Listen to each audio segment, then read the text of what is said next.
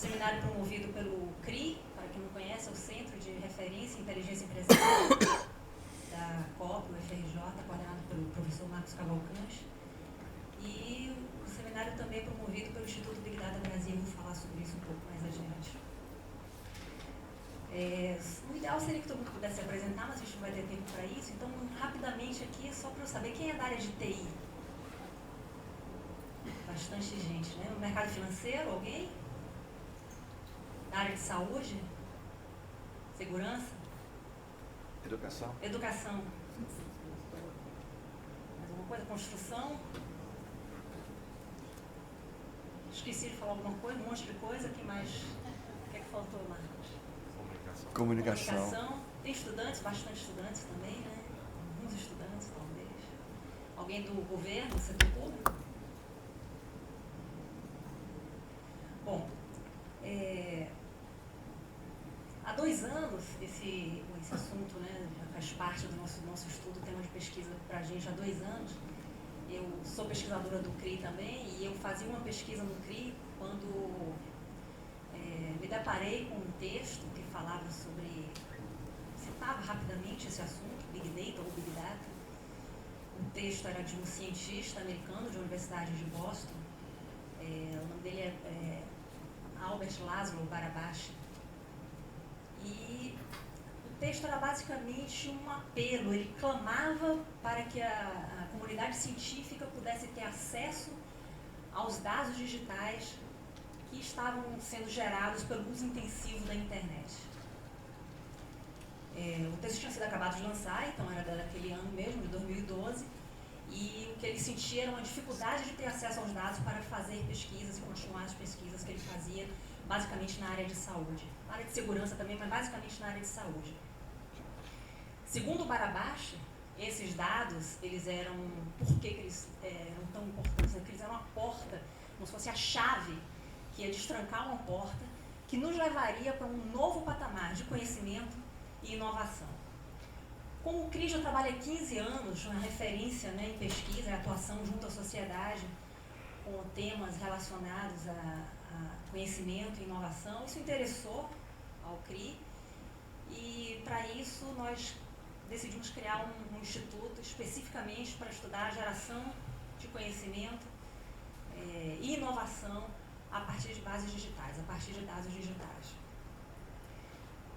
Amanhã, no final desse evento, que vai terminar amanhã na parte da manhã, então, no 12:30, a gente vai apresentar os projetos do CRI e vamos falar um pouco mais do Instituto. Por hoje, para a gente começar o evento, eu só queria chamar a atenção, mostrar para vocês qual é o posicionamento do CRI, do Instituto, em relação a Big Data, que a nós interessa mais do que o processo analítico propriamente dito.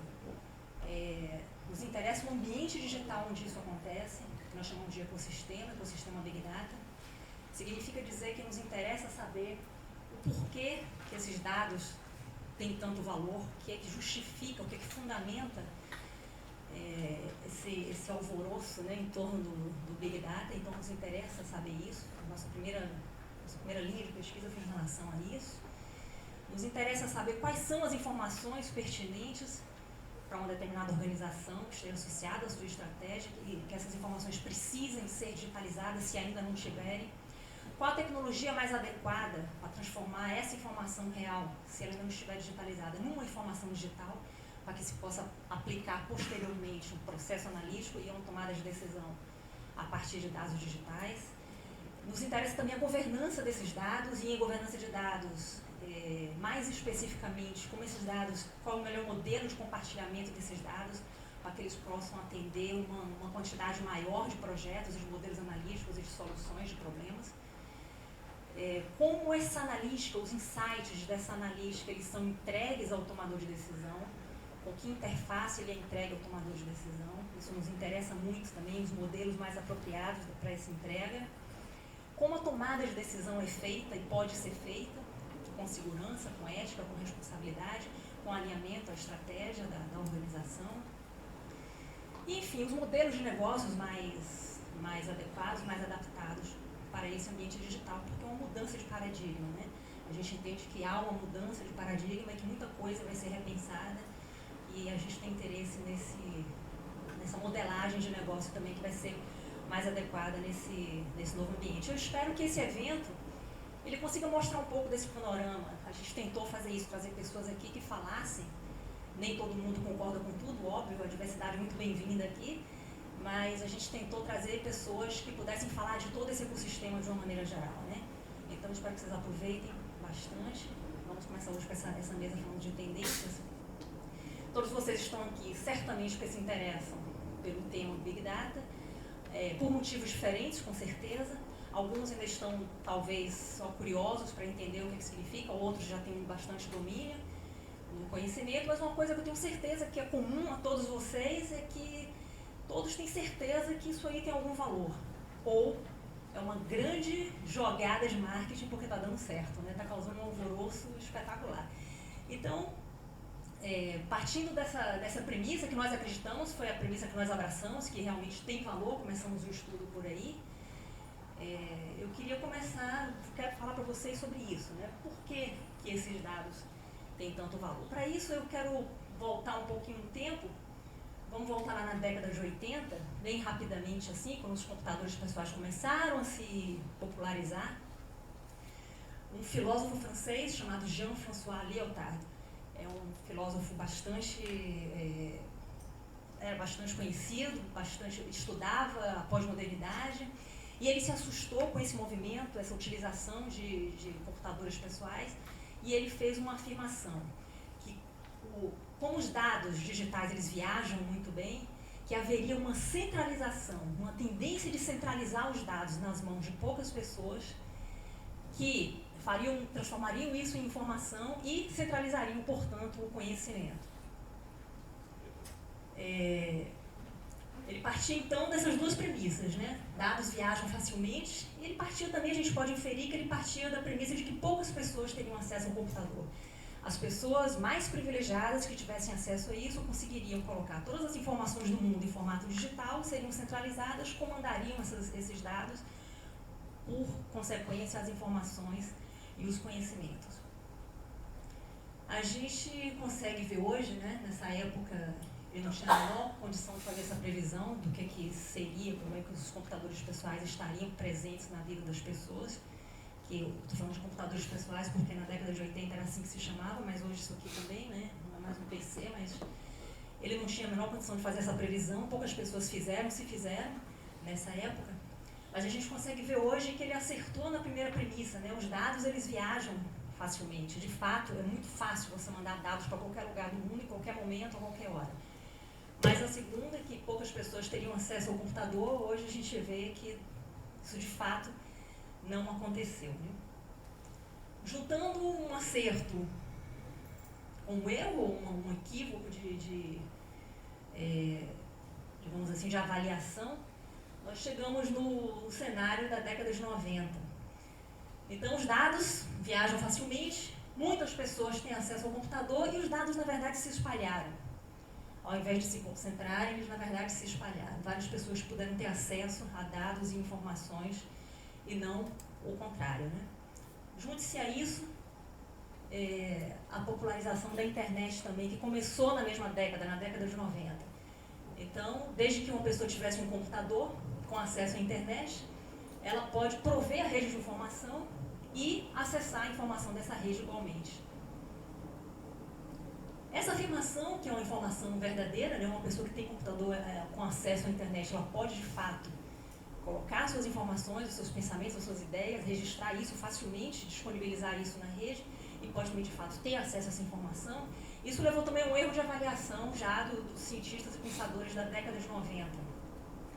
A ideia é que a gente estava tão deslumbrado com a redução de assimetria, né, que essa ferramenta trazia, essa assimetria do poder de gerar e consumir informação. De fato, é uma ferramenta que reduz bastante essa assimetria, e a gente estava muito deslumbrado com essa possibilidade, e chegamos à conclusão de que todas as pessoas que estiverem conectadas estão igualmente empoderadas. É a tal da democracia da rede. Né? Com o passar do tempo, a gente começou a perceber que não funcionava muito bem assim. Mas a premissa, você partindo do princípio que isso aí é verdade, se a gente for pensar bem, todo mundo que está conectado pode colocar o que pensa e receber informações que estão na internet, você imagina que existe uma igualdade, uma quebra, uma redução na simetria, e pode parecer que todos que se colocam, que se expõem na internet serão igualmente visualizados, já que estão todo mundo na mesma plataforma. Estamos todos na mesma plataforma, então todas as informações podem ser igualmente acessadas. Todo mundo terá a mesma visibilidade, não importa quem seja essa pessoa, que informação está colocando, ela vai ter a mesma visibilidade que qualquer outra pessoa. Além disso, de você poder ter a mesma visibilidade que qualquer outra pessoa, você também vai ter acesso a qualquer outra, a todas as informações igualmente. Todas as informações estarão ali, olhando agora pelo lado de quem está buscando a informação, todas as informações serão acessadas de maneira igual, de maneira, enfim, sem assimetria nenhuma, sem nenhuma hierarquia, digamos assim, no acesso das informações. Se isso fosse verdade, nós teríamos um comportamento na internet com essa distribuição aqui, que é uma distribuição normal. Não precisa entender muito de estatística, eu também não entendo, mas a gente consegue dizer que na distribuição normal, a maioria dos eventos de um comportamento, ele acontece com a mesma frequência, digamos assim. Então, isso representa um comportamento aleatório, randômico. Então, não existe hierarquia, não existe nenhuma força puxando para nenhum lado. Então, a grande parte dos eventos acontecerá nessa parte maior aqui, com a mesma quantidade de ocorrências, digamos assim. Pouquíssimos eventos ficarão acima da média, pouquíssimos eventos ficarão abaixo da média. De uma maneira geral, é isso que vai acontecer. Então, no exemplo da internet, a quantidade de links, né, do meu site, ou do site da Globo, ou do site de qualquer outra empresa, seria igual. Todas as pessoas acessariam de maneira igual, porque estamos todos lá na mesma rede, na mesma plataforma. Igualmente, a mesma curva representaria também as escolhas que nós fazemos quando estamos num determinado portal, que caminho vamos seguir para navegar. Está tudo disponível, tem vários links ali, vai ser aleatório. 20% vai para aqui, 20% por esse lado, se tiver cinco possibilidades de navegação, seria distribuído igualmente, a gente faria a mesma quantidade de acessos por todos os links, teria a mesma distribuição normal. Esse é o cientista que eu falei para vocês, do texto que eu li, tive o primeiro contato com esse assunto, o Albert László Barabás. Ele é húngaro, mas trabalha e vive e estuda, leciona nos Estados Unidos. Em 1999, ele resolveu fazer uma pesquisa para comprovar se de fato esse acesso, esse comportamento na internet, desde a estrutura da rede, a formação da rede e o comportamento das pessoas navegando na rede, ele tinha de fato aquela configuração normal, aquela configuração aleatória, aquela configuração totalmente democrática, igualitária e assimétrica. A pesquisa do Barabás, eu não vou explicar ela toda aqui, porque ela está relatada, publicada nesse livro que eu escrevi aqui embaixo, o link, ele foi publicado em 2001, a pesquisa foi feita em 99, foi publicada em jornais especializados, depois foi publicada para o público em geral, nesse livro o link, ele está traduzido, tem em português também, e é um livro com linguagem para o público geral. Então, qualquer pessoa, apesar da pesquisa é complicada, mas ele escreveu para que todo mundo entendesse o valor desses dados digitais. Resumidamente, o que ele fez foi o seguinte: ele pegou em 1999 dados de navegação de um site de um amigo dele, controlava esse site. Vamos lembrar que isso foi 15 anos atrás, tá, gente? Ele conseguiu esses dados que ele não teria acesso naturalmente, ele conseguiu ter acesso a esses dados para uma pesquisa científica. E ele colocou esses dados, tanto da estruturação do site, quanto da navegação das pessoas, ele colocou no modelo matemático para testar aquela hipótese. É claro que ele já tinha uma intuição, e outras pessoas tinham também uma intuição de que as coisas não funcionavam bem assim. Alguns sites eram mais acessados, a navegação não era sempre por caminhos aleatórios, mas não tinha como se provar. E a ciência que é sempre uma prova das coisas, né? Ele fez essa experiência e chegou a esse modelo, que é a distribuição de lei de potência. Toda vez que a gente se depara com um gráfico desse, um comportamento, a gente tem certeza que o comportamento que você está estudando não é um comportamento normal, não é um comportamento bem distribuído. Isso quer dizer que nós temos poucos sites com bastante acesso e muitos sites com poucos acessos. Isso funciona tanto na estrutura da rede, a rede se estrutura. Tem sites que são muito linkados a todos os outros, funcionam como hubs, vocês devem conhecer essa expressão, e outros que estão ali quase que isolados na internet, né? E do mesmo jeito, a navegação também é feita da mesma maneira. A navegação é feita muito mais por determinados caminhos do que por outros caminhos. O que explica isso, que foi se estudando depois, mas o principal dessa pesquisa foi chegar a essa conclusão. A rede pode ser democrática, mas não é igualitária, não é igual para todos como se pensava, ou como se não conseguia provar, então acreditava-se que poderia sim ser daquela forma uma distribuição normal, né? Então, em resumo, basicamente, o que a gente pode dizer dessas duas configurações, aqui a gente está falando de comportamento na internet, mas funciona para qualquer tipo de comportamento que você estudar, com aquela configuração sem padrão de comportamento. Você não consegue imaginar, prever o que vai acontecer. Isso quer dizer que os eventos são independentes, um não está relacionado com o outro. Então, ele pode acontecer independente de outra coisa acontecer ou não. Um exemplo que a gente dá sempre é o exemplo de jogar os dados, né? Sair um número ou outro independe de ter saído já o outro anteriormente ou não. Então, conforme você amplia essa experiência infinitamente, a curva vai se normalizando, né? Nesse gráfico aqui, a gente vê que o comportamento que você está estudando tem um padrão.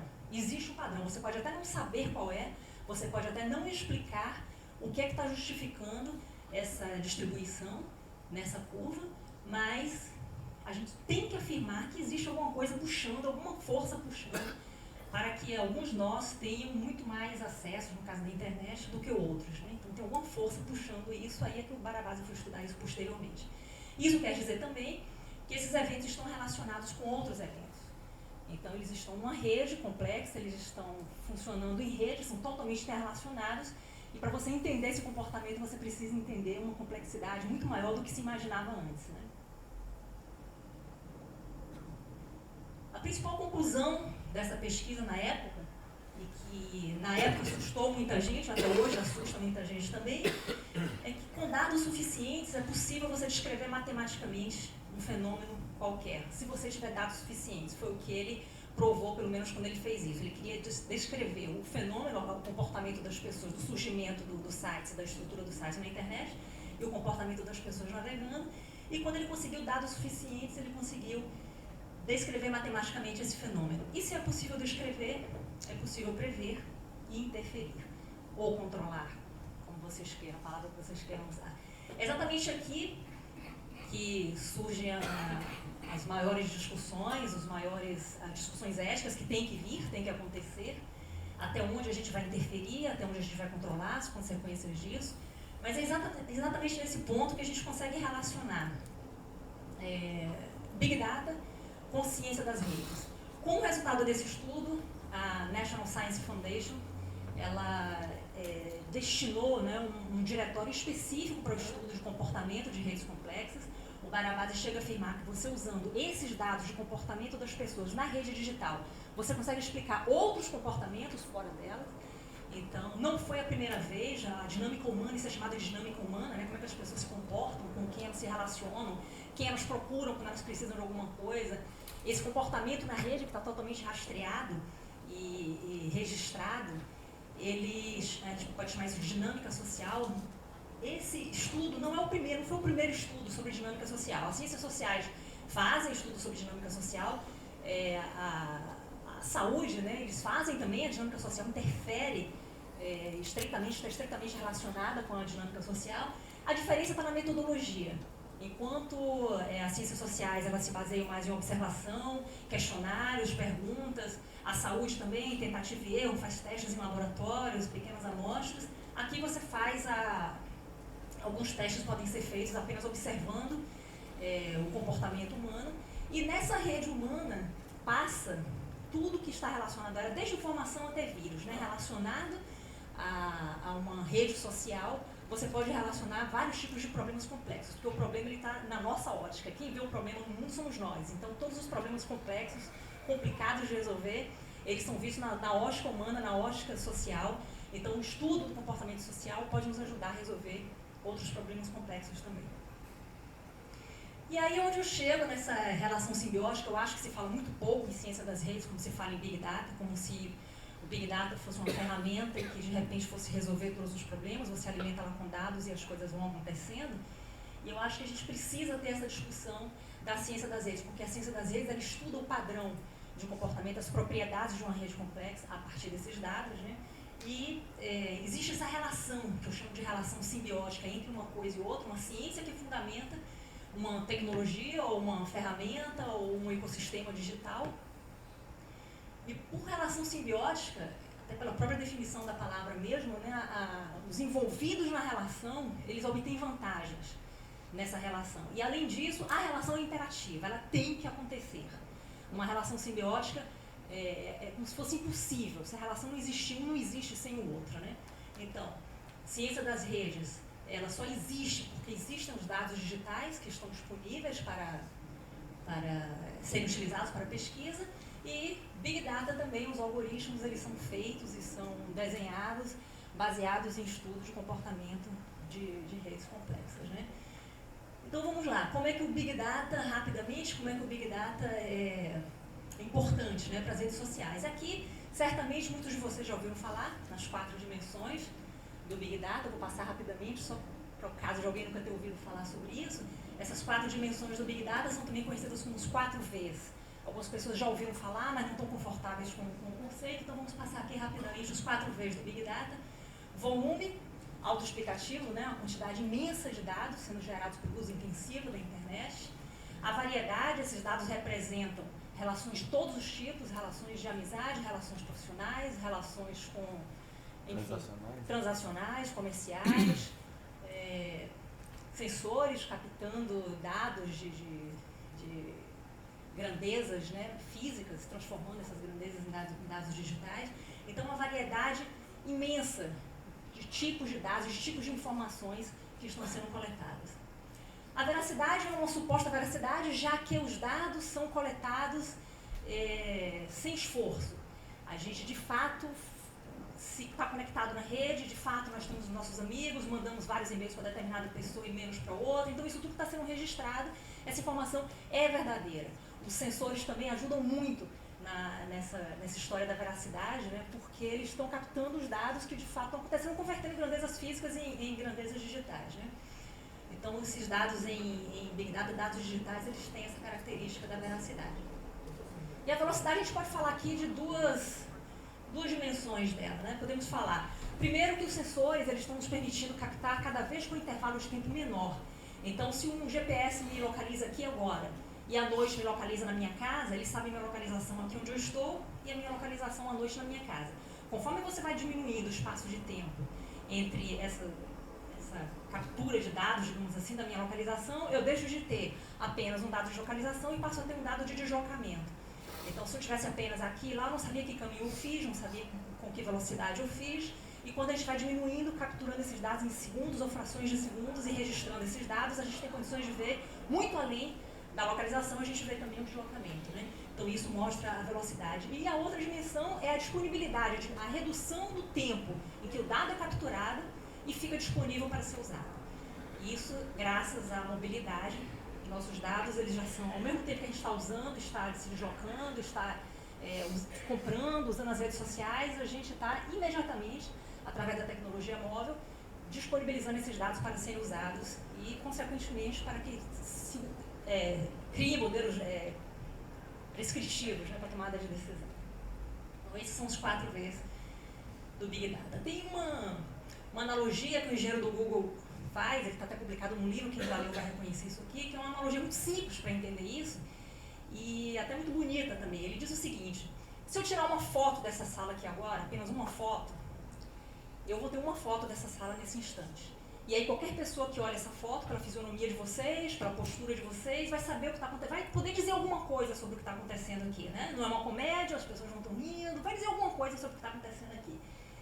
Se eu tiro 100 fotos, talvez eu consiga fazer inferências melhores, até tomar decisões melhores a partir da informação que eu estou recebendo. Mas são 100 fotos. Se eu tiro 1000 fotos, eu posso ter mais informações, mas ainda são 1000 fotos. Não importa a quantidade de fotos que eu tire aqui, a gente terá sempre uma grande quantidade de fotos. Acontece que quando você tem uma grande quantidade de fotos e mais uma tecnologia que possa exibir essas fotos numa ordem, uma determinada ordem, ela vai te dar uma ilusão de movimento e ela deixa de ser foto e passa a ser vídeo. Sem juízo de valor, o que é melhor, o que é pior, a foto ou o vídeo, o que a gente pode dizer, concluir, é que a gente pode ver coisas diferentes através de uma ferramenta e de outra. É mais ou menos o que acontece com os dados digitais. Um banco de dados comum dados estruturados, dados que a gente já conhecia antes dos dados de internet, o famoso Big Data, e a diferença desses dois dados, né? Um como se fosse uma coleção de fotos, o outro você tem tecnologia para processá-los e usar numa analítica digital, você certamente terá informação em outra dimensão. Agora o inverso, né? Como é que a ciência das redes, a relação, o outro lado da relação, como é que a ciência das redes ela é fundamental, por que ela é fundamental para o Big Data? Peguei como exemplo aí um modelo preditivo. Os modelos podem ser descritivos, diagnósticos, tem outros tipos de modelo, mas vamos pegar como exemplo um modelo preditivo e vamos imaginar, isso é uma representação muito simples de uma rede, digamos assim, que nosso problema X é impactado por diversos fatores que estão representados aí por esses números, né?